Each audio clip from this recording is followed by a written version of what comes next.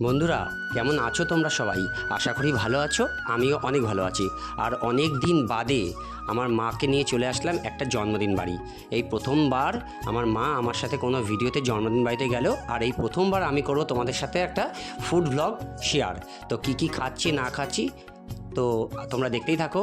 প্রথমে গিয়েই তো আমি খেয়ে ফেললাম। এখানটা সবার প্রথম দিল আমাকে একটা ফিশ ফ্রাই দিল, সাথে দিল সস দিল আর কিছু স্যালাড দিল। আর জানো তো, ভিডিও করে দিচ্ছিল আমার একটা ভাই, আর সে আমার ছাত্রও ছিল। তো তারপরে দিয়েছিল আমাকে চানা মশলা দিয়েছিল আর একটা নানপুরি দিয়েছিল।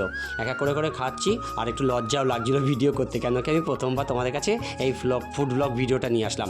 গিয়ে একটু দেখা করে আমরা খেতে বসে গেছি। আর প্রত্যেকটা রান্না এতটা পরিমাণে অসাধারণ হয়েছে না, কি বলবো। তারপর দিয়ে দিল বন্ধুরা, বিশ্বাস করে, আলু বিরিয়ানি। ওফো, মানে মুখে দিলে গলে যাচ্ছে, এতটা টেস্টি করেছে।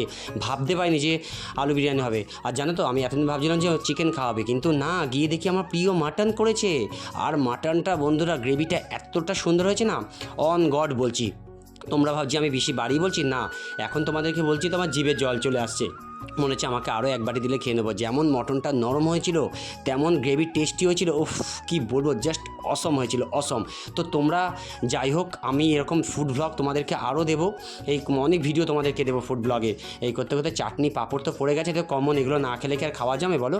তো শেষমেশ পাতে কী পড়বে তোমরা জানতেই পারছো, মিষ্টি। তারপরে আর কি করতে পারে জানো এখানে? আবার হ্যাঁ, দু রকম মিষ্টি ছিল, আবার একরকম না। একরকমটা তোমাদেরকে ভিডিওতে দেখাতে পারিনি, সেটা যে সন্দেশ ছিল বলে দিলাম।